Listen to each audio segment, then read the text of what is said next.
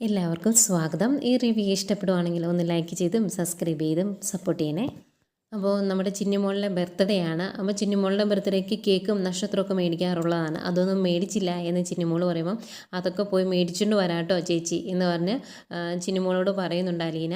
അന്നേരം ചിന്നിമോൾ പറയും ഞാനും വരാമെന്ന്. അന്നേരം അതൊക്കെ കാണുന്ന അലീനയ്ക്ക് ഭയങ്കര സങ്കടമാണ്. ഓടി ഇങ്ങനെ അടുത്തോട്ട് വന്നിങ്ങനെ മുഖത്തൊക്കെ പിടിച്ചിട്ട് എൻ്റെ പൊന്നു മോൾ ഇവിടെ ഇരുന്നു കേട്ടോ, ഞാൻ പോയി കേക്കും നക്ഷത്രവും ഒക്കെ മേടിച്ചുകൊണ്ട് വരാമെന്ന് പറയുമ്പോൾ ഞാനും വരാന്നേ എന്ന് പറയുമോട്ടെ ചിന്നിമോൾ. പിന്നെയും എന്തൊക്കെയാണ് അവിടെ നിൽക്കുന്ന സിസ്റ്റർ, അയ്യോ അങ്ങനെ ചിന്നിമോൾ പോയാൽ ശരിയാകില്ല, അതേ അപ്പുറത്ത് 2-3 കുട്ടികളുണ്ട്, അവർക്കൂടെ നമുക്ക് സ്വീറ്റ്സ് കൊടുത്തിട്ട് വരാമെന്ന് പറഞ്ഞ് മോളെയും കൊണ്ട് അപ്പുറത്തേക്ക് പോവുകയാണ് ആ സിസ്റ്റർ. അവരങ്ങ് പോയി കഴിയുമ്പോഴേക്കും അവിടെ നിൽക്കുന്ന മദർ പറയുന്നുണ്ട് പെട്ടെന്ന് പോയിക്കോ ഇനി കാണണ്ടെന്ന്. വേറെ നിവൃത്തിയില്ലാതെ സങ്കടപ്പെട്ട് അവിടുന്ന് ഇറങ്ങി പോരുവാണ് അലീനയും രേവതിയും.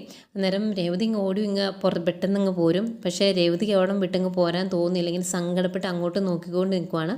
കാരണം രേവതിയാണ് കുഞ്ഞിലേ തൊട്ട് ചിന്നിമോളെ വളർത്തിയത്. അവളെ കുളിപ്പിക്കുന്നതും ഭക്ഷണം കൊടുക്കുന്നതും കൂടെ കിടത്തി ഓർക്കുന്നതും എല്ലാം രേവതി ആയതുകൊണ്ട് തന്നെ രേവതിക്ക് ആ സങ്കടം അങ്ങ് സഹിക്കാൻ പറ്റുന്നില്ല. അന്നേരം അവിടെ ഇങ്ങനെ കരഞ്ഞുകൊണ്ട് നിൽക്കുക. അന്നേരം അലീന പോയി വിളിച്ചുകൊണ്ട് വരും. പിന്നെ നീ ഇങ്ങ് വാ, ഇങ്ങനെ നിൽക്കല്ലേ, അവൾ നമ്മളെ കണ്ടു കഴിഞ്ഞാൽ സങ്കടപ്പെടും എന്ന് പറഞ്ഞ് വിളിച്ചുകൊണ്ട് പോരുക. അത് കഴിഞ്ഞിങ്ങനെ നടന്നു പോരുമ്പോഴും പിന്നെയും തിരിഞ്ഞു നോക്കി നിന്ന് കരയുവാണ് രേവതി. അന്നേരം അലീന പറയുന്നുണ്ട് ഇങ്ങനെ പുറത്ത് നിന്ന് ഇങ്ങനെ കരയില്ല, ഇതൊരു പബ്ലിക് പ്ലേസ് ആണ്, എല്ലാവരും കാണും, നീ വിഷമിക്കാതെ എന്ന് പറയുമ്പം എനിക്ക് സങ്കടം സഹിക്കാൻ പറ്റുന്നില്ല ചേച്ചി എന്ന് പറയുമ്പോൾ അലീന പറയുവാണ് ഇതിനേക്കാൾ വലിയത് നമുക്ക് വരാനിരിക്കുന്നുണ്ട്, നമ്മൾ അതിനെല്ലാം ഫേസ് ചെയ്തല്ലേ പറ്റുള്ളൂ, അതുകൊണ്ട് നീ വിഷമിക്കില്ലേ എന്ന് പറഞ്ഞാൽ ആശ്വസിപ്പിച്ച് അവിടുന്ന് കൂട്ടിക്കൊണ്ട് പോരുക. അങ്ങനെ വൈകുന്നേരം ആകുന്നു. നമ്മുടെ ബ്രിജിത്താമ്മയാണെങ്കിൽ ആകെ ടെൻഷനോടെ നോക്കി നിൽക്കുവാണ്. ഇവർ രണ്ടുപേരെയും ഇരുട്ടി തുടങ്ങി കേട്ടോ, രണ്ടുപേരും എത്തിയിട്ടില്ല. അപ്പോൾ ബ്രിജിത്താമ്മ ഇങ്ങനെ നോക്കിയിരിക്കുമ്പോൾ രണ്ടുപേരോട് അങ്ങ് ദൂരേന്ന് നടന്നു വരുന്നത് കാണുന്നുണ്ട്. അന്നേരം ഒരു ആശ്വാസമാവും. വന്ന് കയറുന്നതേ ബ്രിജിത്താമ്മ ചോദിക്കുന്നുണ്ട് ഇതെന്താ ഇത്രയും ഇരുട്ടിയത്, നിങ്ങൾക്കൊരു ഓട്ടോ വിളിച്ചിങ്ങ് വരാൻ മേലായിരുന്നു, എന്തിനാണ് നടന്നു വന്നത് എന്ന് ചോദിക്കും. അന്നേരം അലീന പറയുന്നുണ്ട് അവരാരും നമ്മുടെ കയ്യിൽ നിന്ന് ഓട്ടോയ്ക്ക് പൈസ മേടിക്കുന്നില്ലല്ലോ, അതുകൊണ്ടാണ് അവരെ വിളിക്കാതിരുന്നത് എന്ന് പറയും. അന്നേരം മോളുടെ കാര്യം ചോദിക്കുക. അന്നേരം രേവതിക്കുട്ടിക്ക് സങ്കടം സഹിക്കാൻ മേല, ആകെ വിഷമിച്ചിരിക്കുകയല്ലേ. അപ്പോൾ രേവതി പറയുന്നുണ്ട് ഞങ്ങൾ അവളെ അവിടെ കൊണ്ട് വിട്ടിട്ട് വരുവാണ്, കളഞ്ഞിട്ട് പോരുവാണ് എന്ന് അവൾക്ക് തോന്നി, അതുകൊണ്ട് അവിടെ ചെന്നതിന് ശേഷം അവൾ ഞങ്ങളുടെ അടുത്ത് നിന്ന് മാറുന്നില്ലായിരുന്നു എന്ന് പറയുമ്പം ബ്രിജിത്താമ്മ ചോദിക്കുന്നുണ്ട് എന്ത് വർത്തമാനമാടി നീ പറയുന്നത്, അവളെ നമ്മൾ കളഞ്ഞിട്ട് വന്നതാണോ, ഇതിനേക്കാൾ നല്ല രീതിയിൽ അവൾക്ക് അവിടെ ജീവിക്കാമല്ലോ, അതിനു വേണ്ടിയല്ലേ നമ്മൾ അവളെ അങ്ങോട്ട് ആക്കിയത് എന്ന് ചോദിക്കുമ്പം രേവതി പറയുവാണ് ആരൊക്കെ ഉണ്ടായിട്ട് എന്താ കാര്യം മമ്മി, നമ്മൾ ആരും അവിടെ ഇല്ലല്ലോ എന്നിങ്ങനെ വിഷമിച്ച് പറഞ്ഞിട്ട് കരഞ്ഞുകൊണ്ട് അകത്തോട്ട് കയറിപ്പോവും. അന്നേരം ബ്രിജിത്താമ്മയ്ക്ക് സങ്കടമാവുന്നുണ്ട്, എന്ത് ചെയ്യാം. അത് കഴിഞ്ഞ് അലീനയോട് ചോദിക്കും എങ്ങനെയുണ്ടായിരുന്നു മോള്, നിങ്ങൾ പോന്നപ്പോൾ കരഞ്ഞോ എന്നൊക്കെ ചോദിക്കുമ്പം ഇല്ല, അവളുടെ ബർത്ത്ഡേ അല്ലേ നാളെ, അതുകൊണ്ട് അതിനുള്ള കേക്കും നക്ഷത്രവും ഒക്കെ മേടിച്ചുകൊണ്ട് വരാമെന്ന് പറഞ്ഞാൽ ഞങ്ങൾ പോകുന്നത്, ഞങ്ങളെ കാത്തിരിക്കുമായിരിക്കും അവൾ എന്ന് പറയും. അന്നേരം ബ്രിജിത്താമ്മ പറയുന്നുണ്ട് ശരിയാ, ഒരു പ്രതീക്ഷ കൊടുത്തിട്ടല്ലേ നിങ്ങൾ പോകുന്നത്, അതേതായാലും നന്നായി, നമ്മൾ എന്തെങ്കിലും ചെല്ലും എന്നൊരു പ്രതീക്ഷ കാണും അവൾക്ക് എന്നിങ്ങനെ പറയും.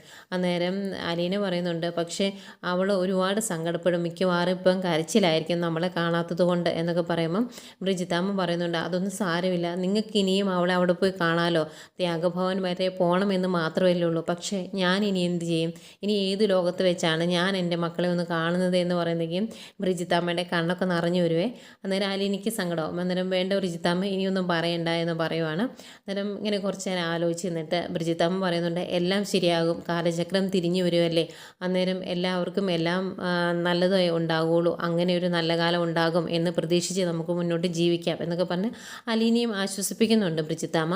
പിന്നെ കഴിയുന്ന പിറ്റേ ദിവസമാണ് അവിടെ ബാക്കി ഉണ്ടായിരുന്ന കുറച്ച് കിടപ്പ് രോഗികളുണ്ടായിരുന്നു, വയ്യാത്തവരൊക്കെ ഉണ്ടായിരുന്നു, അവരെയും കൂടെ മറ്റൊരു അനാഥാലയത്തിലേക്ക് മാറ്റുവാണ്. അങ്ങനെ അവിടെ ഇനിയുള്ള അന്തേവാസികളെല്ലാവരും തീർന്നു കേട്ടോ.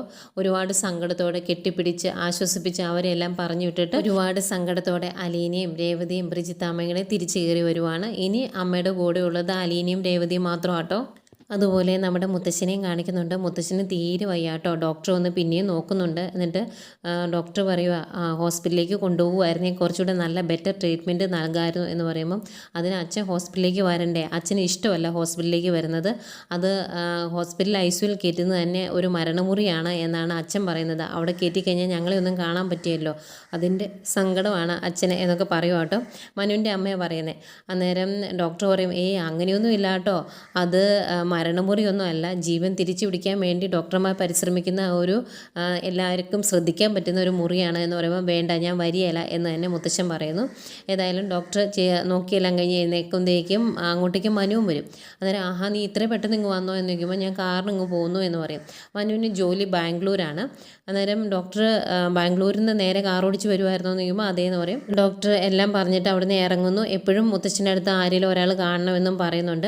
ഡോക്ടർ അങ്ങ് പോയി കഴിയുമ്പോഴേക്കും നിനക്ക് ചായ എന്തെങ്കിലും വേണോടാ, നീ എന്തെങ്കിലും കഴിച്ചിട്ടാണോ വന്നേ എന്ന് ചോദിക്കും മനുവിൻ്റെ അമ്മ. അന്നേരം സങ്കടം കാരണം ഇങ്ങനെ കൈകൂപ്പി കാണിക്കുമോ, ഒന്നും വേണ്ട, ഒന്ന് പോയാൽ മതി എന്നുള്ള രീതിയിൽ കാണിക്കുന്നു. അന്നേരം അതെങ്കിൽ ഇഷ്ടപ്പെടുന്നില്ല മനുവിൻ്റെ അമ്മയ്ക്ക്, ദേഷ്യം വരുന്നുണ്ട്. അങ്ങോട്ട് പോയി കഴിയുമ്പോഴേക്കും മുത്തശ്ശൻ മനുവിനോട് പറയുവാണ് ആ ഡോറൊന്ന് അടയ്ക്കുകയെന്ന്. അന്നേരം ഡോർ അടയ്ക്കും മനു. എന്നിട്ട് അടുത്ത് വന്നിരിക്കും. എന്നിട്ട് ഇത് എന്ത് കോലം ഇത്, ഞാൻ കഴിഞ്ഞ ആഴ്ച ഇവിടുന്ന് പോകുമ്പോൾ ഇങ്ങനെയൊന്നും അല്ലായിരുന്നല്ലോ, എന്ത് പറ്റിയെന്ന് ചോദിക്കുമ്പോഴേക്കും കൈകൊണ്ട് കാണിക്കുവാണ് പോവാറായി എന്ന്. അന്നേരം അങ്ങനെ പോകാനൊന്നും സമ്മതിക്കത്തില്ല ഞാൻ, എല്ലാ വീക്കെൻഡിലും ഞാനിങ്ങ് വരുമ്പോൾ എനിക്ക് കാണണ്ടേ, ഇനിയും നമുക്ക് എന്തൊക്കെ കഥകൾ പറയാനുള്ളതാണ് എന്നൊക്കെ ഇങ്ങനെ മനു പറയുമ്പോൾ ഉണ്ട് എന്നുള്ള രീതിയിൽ ഇങ്ങനെ തലയാട്ടും. അന്നേരം എന്താ മുത്തശ്ശ, എന്താ പറ്റിയേ എന്നിങ്ങനെ ചോദിക്കുമ്പോൾ മുത്തശ്ശൻ പറയുവാണ് അന്ന് നമ്മൾ പോയി കണ്ടില്ലേ ഒരു പെൺകുട്ടിയെ, അവളെ എന്ന് പറഞ്ഞതേക്കും മുത്തശ്ശന് അത് മൊത്തം പൂർത്തിയാക്കാൻ പറ്റുന്നില്ല ശ്വാസം മുട്ടൽ കാരണം. അന്നേരം മനു പറയുന്നുണ്ട് എനിക്ക് മനസ്സിലായി, ആ കുട്ടിയെ കൂട്ടിക്കൊണ്ട് വരണം, എന്നിട്ട് ഹോം നേഴ്സായിട്ട് ഇവിടെ നിർത്തണം, അങ്ങനെയല്ലേ, അത് ഞാൻ ചെയ്തോളാം, അതൊന്നും ഒരു കുഴപ്പമില്ല മുത്തശ്ശൻ, അതൊന്നും ഓർത്ത് ടെൻഷൻ അടിക്കുകയേ വേണ്ട എന്ന് പറയും. എന്നിട്ട് മനു അതിൻ്റെ കൂടെ ചോദിക്കുന്നുണ്ട് ആവശ്യം കഴിയുമ്പം പറഞ്ഞറിയാം അയക്കേണ്ടി വരില്ല മുത്തശ്ശൻ, അന്നേരം എന്ത് ചെയ്യുമെന്ന്. അന്നേരം മുത്തശ്ശൻ പറയുവാണ് നിൻ്റെ കീഴിൽ എവിടെയെങ്കിലും ഒരു ജോലി മേടിച്ചു കൊടുക്കണം, നിൻ്റെ കണ്ണെത്തുന്നിടത്ത് തന്നെ ആവണം അവൾ എപ്പോഴും, അതുപോലെ അവൾക്ക് ഇന്നും ഒരു തുണയാവണം നീ, അത് നമ്മുടെ കടമയോ മോനെ, അത് നമ്മൾ ചെയ്യേണ്ടതാണ്, നീ അത് ചെയ്യണം എന്നിങ്ങനെ പറയുമ്പോഴേക്കും മുത്തശ്ശനാകെ സങ്കടമാട്ടോ. ഇനിയും ചെയ്തു തീർക്കാൻ കാര്യങ്ങളുണ്ട്, പക്ഷേ മരണത്തിനോടടുത്ത് തീരെ വയ്യാതെയായി, നിസ്സഹായനായി, ചെയ്യാനൊന്നും പറ്റാത്ത അവസ്ഥയിൽ ആകെ വിഷമിച്ച് സങ്കടപ്പെട്ട് ഇങ്ങനെ പറയില്ല, അതുപോലെയാണ് മനുവിനോട് പറയുന്നത്. അന്നേരം മനു പറയും ഒന്നുകൊണ്ട് മുത്തശ്ശൻ വിഷമിക്കേണ്ട, ആ കാര്യങ്ങളെല്ലാം ഞാൻ ഏറ്റു, മുത്തശ്ശൻ സമാധാനമായിട്ടിരിക്കുക എന്ന് പറയുന്നതേക്കും മുത്തശ്ശൻ മനുവിൻ്റെ കയ്യിൽ ഇങ്ങനെ പിടിച്ചിങ്ങനെ നെഞ്ചോടിങ്ങനെ കൈ ചേർത്ത് പിടിച്ചിങ്ങനെ സമാധാനത്തോടെ ഇങ്ങനെ മനുവിൻ്റെ മുഖത്തേക്ക് നോക്കുക കേട്ടോ. മനുവിന് ആകെ സങ്കടം വരുന്നുണ്ട്, കാരണം മനുവും മുത്തശ്ശനും തമ്മിൽ അത്രത്തോളം ഒരു ആത്മബന്ധം ഉണ്ടായിരുന്നു.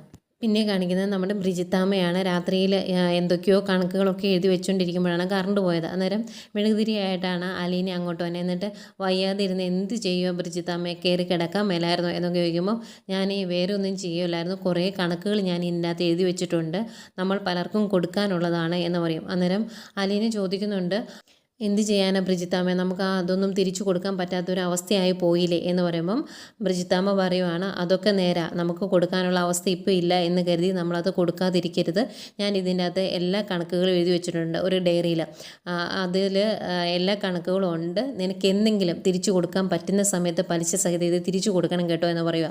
ഇവരിങ്ങനെ സംസാരിച്ചുകൊണ്ടിരിക്കുമ്പോഴേക്കും കറണ്ടും വരും. അന്നേരമാണ് ബ്രിജിത്താമ്മയ്ക്കൊരു ഫോൺ വരുന്നത്, നമ്മുടെ രേവതി കുട്ടിയെ മാറ്റി താമസിപ്പിക്കാൻ ഒരാൾ വീട്ടിലേക്ക് വിടാൻ വേണ്ടി തീരുമാനിച്ചായിരുന്നു, അയാളാണ് വിളിക്കുന്നത്. അന്നേരം ബ്രിജിത്താമ്മ ചോദിക്കുന്നുണ്ട് കഴിഞ്ഞ ദിവസം വരാം എന്നൊക്കെ പറഞ്ഞ് പോയിട്ട് എന്താ വരാതിരുന്നേ എന്ന് ചോദിക്കുമ്പോൾ അയ്യോ ഞങ്ങളൊരു ടൂറിലായിരുന്നു എന്ന് പറയും. എന്നിട്ട് പറയുന്നുണ്ട് എന്നാന്ന് വെച്ചാൽ പറഞ്ഞാൽ മതി, ഞങ്ങളിങ്ങ് കൂട്ടിക്കൊണ്ട് വന്നോളാം എന്ന് പറയുമ്പോൾ അങ്ങനെയല്ലല്ലോ, നമുക്ക് കുറച്ച് കാര്യങ്ങളൊക്കെ സംസാരിക്കണ്ടേ എന്ന് ചോദിക്കുമ്പോൾ അതിനെന്താ സംസാരിച്ചോ എന്ന് പറയുന്നു. അന്നേരം ബ്രിജിത്താമ്മ പറയുവാണ് അവൾ അവിടെ വന്ന് എല്ലാ ജോലിയും ചെയ്തോളും, നല്ല ഭംഗിയായിട്ട് എല്ലാം ചെയ്യും, അടിക്കുകയും തൂത്ത് വരികയും കുക്ക് ചെയ്യുകയും ഒക്കെ ചെയ്തോളൂ, പക്ഷേ അവൾക്കൊരു മാസം 10,000 രൂപ ശമ്പളം കൊടുക്കണമെന്ന് പറയുക.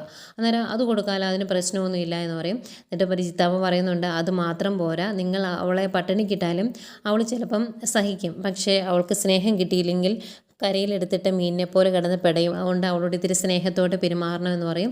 അതൊക്കെ കുഴപ്പമൊന്നുമില്ല, ഒരു പ്രശ്നമില്ല എന്ന് പറയുക. എന്നിട്ട് പറയുന്നുണ്ട് കറസ്പോണ്ടൻസ് കോഴ്സായിട്ട് അവൾക്കൊരു ഡിഗ്രി പഠിക്കാനുള്ള അവസരം ഉണ്ടാക്കി കൊടുക്കണം, അവൾ +2 നല്ല മാർക്കോടെ പാസ്സായിട്ടിരിക്കുക എന്ന് പറയുമ്പോൾ അങ്ങനെ ചോദിക്കുന്നുണ്ട് ആഹാ ഡിഗ്രിയൊക്കെ പഠിച്ച് നല്ല നിലയിലായി കഴിഞ്ഞാൽ ഞങ്ങൾ ഇട്ടിട്ട് പോകത്തില്ലേ, പിന്നെ എന്തിനാ ഞങ്ങൾ പഠിപ്പിക്കുന്നേ എന്ന് ചോദിക്കുമ്പം അവൾ എന്നും ഒരു വേലക്കാരിയായിട്ട് നിന്നാൽ മതിയോ, അവൾക്ക് പറ്റുന്ന രീതിയിൽ എല്ലാ ജോലിയും ചെയ്തതിന് ശേഷം അവൾ വീട്ടിലിരുന്ന് പഠിച്ചോളും, നിങ്ങളെ ഉപദ്രവിക്കത്തില്ല, ഒരു അനാഥ കുട്ടിക്ക് ഒരു നല്ല ജീവിതം ഉണ്ടാകുന്നെങ്കിൽ അങ്ങനെ ചെയ്തു കൊടുക്കുകയാണെങ്കിൽ നല്ലതല്ലേ, അത് അങ്ങനെ ചെയ്തിട്ടുണ്ടെങ്കിൽ സാറിൻ്റെ കുടുംബത്തിന് 100 പുണ്യം കിട്ടും, അതുകൊണ്ടാണ് എന്നൊക്കെ ഇങ്ങനെ വളരെ വിഷമിച്ച് പറയുവാണ് ബ്രിജിത്താമ്മ. അന്നേരം അങ്ങനെയുള്ള എല്ലാ കാര്യങ്ങളും അങ്ങേര് സമ്മതിക്കുന്നുണ്ട്. എന്നിട്ട് പറയും അടുത്ത ഞായറാഴ്ച ഞങ്ങൾ വന്ന് ഇങ്ങോട്ട് കൂട്ടിക്കൊണ്ട് വന്നോളാം, അദ്ദേഹത്തിൻ്റെ ഭാര്യേനെ ത്രേസ്യാമ്മ എന്നൊന്ന് പേര് പറഞ്ഞു വിട്ടേക്കാം, ഉത്തരവാദിത്തപ്പെട്ട ഒരു സ്ത്രീ വന്ന് കൂട്ടിക്കൊണ്ട് വരുന്നതല്ലേ നല്ലത്, അതുകൊണ്ട് പറഞ്ഞു വിട്ടേക്കാം എന്ന് പറയുക. അന്നേരം ഇതെല്ലാം കേട്ടുകൊണ്ട് കരഞ്ഞുകൊണ്ട് നിൽക്കുന്ന അലീനയ്ക്ക് ഭയങ്കര സങ്കടം. അന്നേരം അലീന ചോദിക്കുക, എന്താ ബ്രിജിത്താമ്മ രേവതിക്കുട്ടി ഇവിടുന്ന് പറഞ്ഞു വിടുവാണെന്ന് ചോദിക്കുമ്പം അവൾക്കും ഒരു ജീവിതം ഉണ്ടാകണ്ടേ, അവൾക്കും എന്തെങ്കിലും ഒരു ജീവിതമാർഗ്ഗം ഉണ്ടാകണ്ടേ, അല്ലാതെ എങ്ങനെയാണെന്ന് ചോദിക്കുമ്പം അവളെ ഞാൻ നോക്കിക്കോളാം എന്ന് പറയും. അന്നേരം ബ്രിജിത്താമ്മ പറയുന്നുണ്ട്, നിൻ്റെ ജീവിതം മുന്നോട്ട് കൊണ്ടുപോകാൻ നീ പൊരുതേണ്ട അവസ്ഥയിലാണ് ഇപ്പം കാര്യങ്ങൾ വന്ന് നിൽക്കുന്നത്. അതിൻ്റെ കൂടെ നീ എങ്ങനെയാണ് അവളെയും കൂടെ നോക്കുന്നത്? അതുകൊണ്ട് അതൊന്നും സാധിക്കത്തില്ല എന്ന് പറയും. അന്നേരം ഞാൻ അവളെ വളർത്തിയത് ഇനി ഞങ്ങളെയും പിരിക്കുവാണോ എന്ന് ചോദിക്കുമ്പം ബ്രിജിത്താമ്മ പറയുന്നുണ്ട്, അത് എന്തുകൊണ്ടാണ് എന്ന് മോൾക്ക് നന്നായിട്ട് അറിയാം. വേറെ നിവൃത്തിയില്ലാണ്ടായി പോയി. ഇനി ഒരിക്കലും നിങ്ങൾക്ക് ഒരുമിച്ച് കഴിയാനൊന്നും സാധിക്കത്തില്ല. അതാണ് നമ്മുടെ അവസ്ഥ എന്ന് പറയുന്നതും കരഞ്ഞുകൊണ്ട് അങ്ങ് പോവുകട്ടോ അലീന. ബ്രിജിത്താമ്മയ്ക്കും ഒത്തിരി സങ്കടമാവുന്നുണ്ട്.